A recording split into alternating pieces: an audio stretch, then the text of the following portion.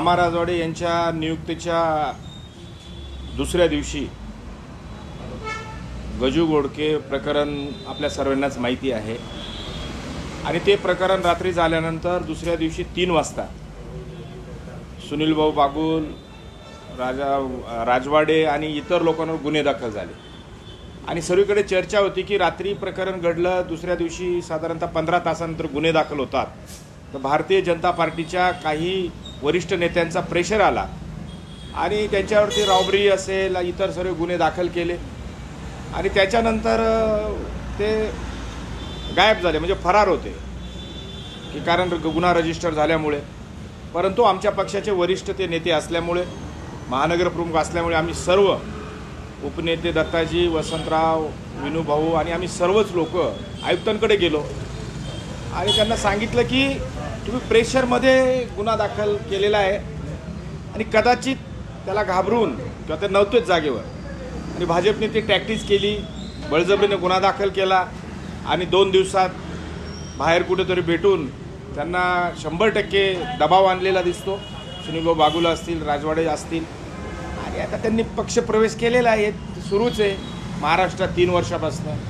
पूर्वी ED CBI होती, आता काही नाही, ते काही कारण शोधायचं आणि पूर्ण शहराला माहिती आहे की तू गजू घोडके हा ब्लॅकमेलर आहे, कोणाकोणाला ब्लॅकमेलिंग केलं, त्याला एवढं महत्त्व द्यायचं कारण नाही असं आयुक्तांना सुद्धा सांगितलं होतं. परंतु ती त्यांचं गेम प्लॅनिंग दिसतं. पण गेल्या काही दिवसांपासून आपली महानगर प्रमुख म्हणून नियुक्ती झाल्यानंतर अनेक जणांनी पक्ष सोडलेला आहे. बागुलांचं कारण कदाचित वेगळं असेल, पण ही जी गळती लागली आहे ते किती मोठं आव्हान आहे? नाही, कसं आहे की लोकसभेला आम्हाला इथं भरभरून यश मिळालं, परंतु विधानसभेला ज्या पद्धतीनं प्रत्येक नगरसेवकाच्या प्रभागामध्ये थोडं मताधिक्य त्या विधानसभेमध्ये भाजपला मिळालेलं आहे आणि म्हणून 3.5 वर्षापासून या नतभ्रष्ट राज्य सरकारने निवडणुका घेतल्या नाही, त्याच्यामुळे नगरसेवक किंवा नगरसेविका यांचा जनतेशी टच नसल्यामुळे, कामं नसल्यामुळे ते घाबरून गेले आणि संभ्रमावस्थेत बाळासाहेब ठाकरेंनी, उद्धवजी ठाकरे साहेबांनी तयार केलेले लोक घेतात. यांच्यात जर हिंमत असेल ना तर यांचे जे कोर BJP आहे किंवा RSSचे लोक आहे ज्यांनी अख्खं आयुष्य घातलं आहे त्यांना तिकीटं द्या ना. ते घाबरतात, हा रेडीमेड पाहिजे, तो रेडीमेड पाहिजे, तो रेडीमेड पाहिजे. हे नियतीला मान्य नाही आणि यांचा येणारा काळच आत्ता हे सर्व तुम्ही बघताय. यांना वाटतं आम्ही धक्का देतोय, परंतु धनशक्ती विरुद्ध जनशक्ती ही निवडणूक या जिल्ह्यात होईल, महाराष्ट्रात होईल, या नाशिक शहरात होईल आणि 100% जनता ही आमच्या बाजूने. ज्या पद्धतीने मराठी माणूस एकवटला आणि आता 5 तारखेला आमचा विजय मेळावा आहे, त्याच्यानंतर 100% वातावरण बदलेल, लोकांचं मत बदलेल, लोकांचं मन बदलेल आणि आमच्यासोबत राहतील. भाजपने 100 पारचा नारा दिलेला आहे नाशिक महानगरपालिकेमध्ये स्थानिक स्वराज्य, त्या अनुषंगाने अशा पद्धतीने प्रवेश घेतले जात आहे. नक्कीच ना, की आमिष दाखवले, आम्ही तुम्हाला वेगवेगळ्या पद्धतीने मदत करू, पैसे देऊ, कुंभमेळ्यात टेंडर देऊ, हे अशा आमिष दाखवून आणि त्यांना ते 100 पार करायचे. परंतु तुम्हाला सर्वांना माहिती आहे की 2012ची लाट काय होती, 17ची लाट काय होती आणि लाटी येतात, लाट ओसरतात. आता लाट फक्त मराठी माणसाची राहील. सन्माननीय पक्षप्रमुख उद्धवजी ठाकरे साहेब, सन्माननीय राजसाहेब ठाकरे यांचीच लाट राहील आणि ह्या लाटेत 100% कुठून खचून जायचं कारण नाही. सेकंड पिढी प्रत्येक प्रभागात आमच्याकडे पक्षाचे लोक रेडी आहेत आणि आम्ही परत जोमाने कामचं आमचं सुरूच आहे. आता आम्ही टाकेतला जाणार आहोत, टाकेत गटाची आमची मिटिंग आहे. दररोज काही नाही ते काही सुरू आहे तरी आम्ही पक्ष शहरभर फिरतोय, लोकांच्या समस्या घेऊन प्रशासन दरबारी जातोय आणि आपण तुम्ही दाखवता ना. तुमच्याकडे गेल्या निवडणुकीला जी महापालिकेची निवडणूक झाली प्रशासकीय राजवट लागल्याने त्यावेळेला 35 नगरसेवक तुमच्याकडे होते. आता आज देखील त्यातले काही नगरसेवक प्रशांत दिवे असतील किंवा सीमा ताजने असतील, ही सगळी टीम जी आहे ती जाती आहे. आता तुमच्याकडे 35 पैकी किती नगरसेवक शिल्लक राहिले? नाही, खरं तर आता आम्ही शिवसेनेवर निवडून आले 4 लोक आहोत आणि आज सीमा ताजने ह्या ऑलरेडी भाजपमधल्या नगरसेवक होत्या, मधल्या काळात निवडणुका लागतील म्हणून त्या आल्या होत्या. त्याच्यानंतर प्रशांत दिवे हा आमचा नगरसेवक आज एक गेलेला आहे. बागुल सचिन मराठे हे 2012चे नगरसेवक ते, परंतु तो आमचा जुना शिवसैनिक आहे आणि मी बोलल्याप्रमाणे यांना आमची फॅक्टरी, बाळासाहेबांची, उद्धव साहेबांची फॅक्टरीमध्येच प्रोडक्ट लागते. 17ला सचिनजी पडले होते, परंतु एकनिष्ठ शिवसैनिक होते आणि संभ्रम अवस्था आणि त्यांना कन्फ्यूज करून नेण्यात आलं. आता किती नगरसेवक? आता 4 नगरसेवक पक्षाचे आहेत आणि भाजपमधले प्रथमेश गीते आहेत, त्याच्यानंतर पांडेताई वारले आहेत, गाडेकरताई वारले आहेत, परंतु त्यांचं कुटुंब आमच्यासोबत आहे. आता नगरसेवकांची नावं कोणती? कोण नगरसेवक आहे तुमच्याकडे आता? केशव तात्या पोरजे, आढावताई, कोठोळेताई आणि मी स्वतः 4 नगरसेवक आहेत आणि भाजपमधून निवडून आलेले प्रथमेश गीते आहेत. तुम्ही म्हणतायत की दबाव टाकण्यात आला. पोलिसांच्या लेखी हे दोघं म्हणाले तिघं फरार आहेत. त्यांचे फोन कालपर्यंत स्विच ऑफ होते. मामा राजवाडे आत्तापर्यंत फोन स्विच ऑफ आहे आणि फरार असताना ह्या लोकांशी म्हणजे तसे पाहिजे गुन्हेगार त्यांच्याशी भाजपचे पदाधिकारी भेटत आहेत, त्यांचा प्रवेश करतात, हे तुम्हाला ऑब्जेक्शनेबल वाटत? नाही, आहेच ना. भाजपची ती स्ट्रॅटेजीच आहे. आत्तापर्यंत तेच करत आले ना. राज्यात केलं, देशात केलं, प्रत्येकाला काही नाही तर काही त्रास देणं आणि 100% त्याच्यामुळे आदरणीय सुनील भाऊ बागुल यांना प्रेशर करून गुन्ह्याचं धाक दाखवून नेलेलं हे सर्व महाराष्ट्राला माहिती. तुम्ही कालपर्यंत अगदी त्यांच्याबरोबर होता. मग हे कालपर्यंत बघा, अंदाज नाही आला. मामा राजवाडेला तुम्ही पद दिलं, महानगर प्रमुख केलं, तुम्हाला अंदाज आले नाही पद देताना?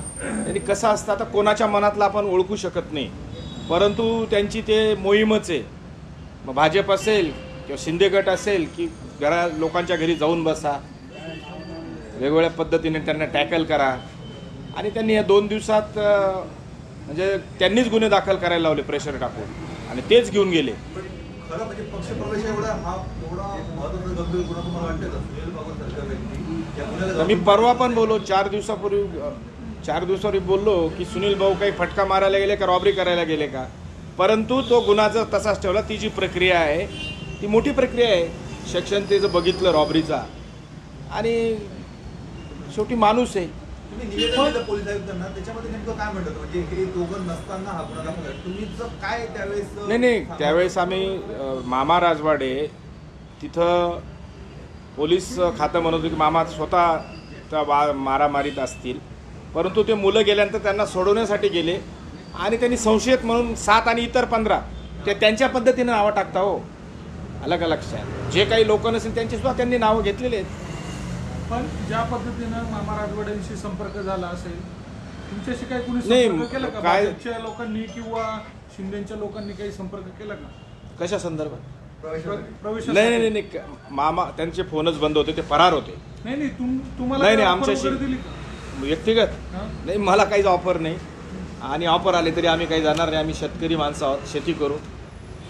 पण एकंदरीत आज बघितलं तर सुनील बाबूल, सुधाकर पडकुजर, रविलास शिंदे हे इतर नेते ज्यांनी शिवसेना उभी करण्याचा मोठा हात होता ते जात आहेत आणि कुठेतरी त्यांचं असे म्हणणं आहे की जिल्हा प्रमुख म्हणजे तुमची नियुक्ती झाल्यानंतर ते सगळेजण नाराज होते. नाही, असं काही नसतं. नाचता येणं अंगण वाकडं. परत सत्तेत त्यांना जायचं आहे, परंतु 5 तारखेनंतर बघा या शहरातून जिल्ह्यातून लोकांचं कल वेगळा राहील आणि अजून निवडणुका 4-5 महिने आहेत. करू, आम्ही उभं करू ना.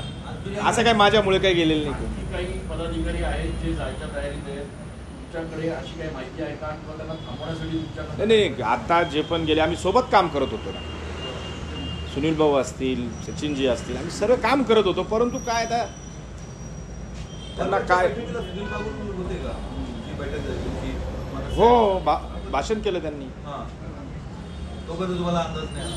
नाही, अंदाज आता कोणाच्या मनातलं कसं आणि हा अंदाज असला तरी भाजप काय आहे, कशी आहे तुम्हाला सांगायची गरज नाही. जनतेला माहिती आहे. आता नवीन महानगर प्रमुख काय नियुक्ती? हां, ते होईल वरच्या लेवलला. उद्धव साहेब आणि नेते मंडळी निर्णय घेतील. आता हातावर बोटावर मोठे इतकेच पदाधिकारी तुमच्याकडे शिल्लक राहिलेले आहे. नाही, पदाधिकारी फार आहे आमच्याकडे. नगरसेवक म्हणा, पदाधिकारी खूप आहे. संघटना तशीच आहे. अजून काल सुद्धा बैठकीला 2-250 प्रमुख पदाधिकारी 5 तारखेच्या मेळाव्याचं आम्ही जे नियोजन केलं. प्रमुख नेतेच गेले ना. हे आहेत ना. एक गेला का दुसरा तयार होतो ना. It is the rule of nature. बदल हा निसर्गाचा नियम आहे. अजून काही धक्के बसतात तुम्ही तयार आहात का? नाही, आता इतके सहन करत आलो. आमचे पक्षप्रमुख असतील, पक्षप्रमुखांना आम्ही सुद्धा. पण 3 वर्षात कधी तुम्ही उद्धव साहेबांच्या चेहऱ्यावर बघितलं का? चांगले गेले आणि आता हे 2 दिवस न्यूज चालते, साईड ट्रॅक होतात, अनेक उदाहरणं आहेत. बाकीच्या पक्षात इन्कमिंग होते, आपल्याकडे इन्कमिंग होते. होईल ना, होईल. आम्ही पहिले आज पण सांगतो, आमच्या एकनिष्ठ जे शिवसैनिक आहेत, ताकदीचे आहेत, पदाधिकारी आहेत, जे इच्छुक आहेत, त्यांना प्रायोरिटी दिली जाईल. आता ह्या प्रभागात 28मध्ये 9 BJPचे लोक इच्छुक आहे. किती लोकांना तिकीट देणार आहे तुम्ही? एक स्टँडिंग आहे. उरलेले संपर्कात आहे आमच्या, असं सर्वीकडे.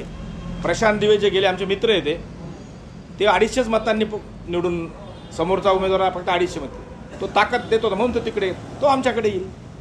तिथं अजून एक अशा व्यक्तीचं नाव आलं की त्याने तो पॅनलला आला. अशा खूप गोष्टी आहेत. आणि पब्लिक खरं तर अशा पद्धतीने जेव्हा पक्ष जातो किंवा अनेक लोक जातात, त्यावेळेला पक्ष नव्यानं उभारण्यासाठीची एक संधी असते. त्याच्याकडे तुम्ही संधी म्हणून बघताय का, आणि त्याचं कसं नियोजन असेल? नाही, आता 3-3.25 महिन्यापासून तर काम सुरूच आहे. दररोज काम करतोय. आमच्या बैठका पण झाल्या, आता ग्रामीणच्या बैठका सुरू आहे. नवीन नियुक्त्या आम्ही आता करणार. मतदार यादी असेल, बूथ यंत्रणा असेल, गटप्रमुख असतील, या सर्व गोष्टीवर आम्ही सर्व काम करणार आणि प्रभागामध्ये ताकद देणार, लोकांपर्यंत जाणार, चौकात जाणार, शाखेचं ओपनिंग, काम करण्यासारखं खूप आहे. तर सध्या तर आम्हीच फिरतोय, कुठला पक्ष दिसतोय, होणार सर्व. आपण बघितलं आता जर ठाकरे ब्रँड एकत्र येणं आपल्यासाठी किती गरजेचं आता एकत्रित ही परिस्थिती? ही जनतेचीच मागणी. बाळासाहेब ठाकरेंचं स्वप्न होतं की दोघं बंधू एकत्र आले पाहिजे आणि हिंदीच्या मुद्द्यावरती ते येऊन पुढच्या सर्व स्थानिक स्वराज्य संस्थेमध्ये एकत्र येतील अशी अपेक्षा आहे. आणि हा सर्वस्वी निर्णय उद्धव साहेबांनी राजसाहेब घेतील. आपल्यासाठी फायद्याचा ठरेल. 100% फायद्याचा ठरेल. आता राऊत साहेब पण म्हणतायत, आता तुम्ही गेले होते 2 दिवसापूर्वी की याच्यावर पुढे जे खोटे दाखल झाले ते मागे घ्यावे.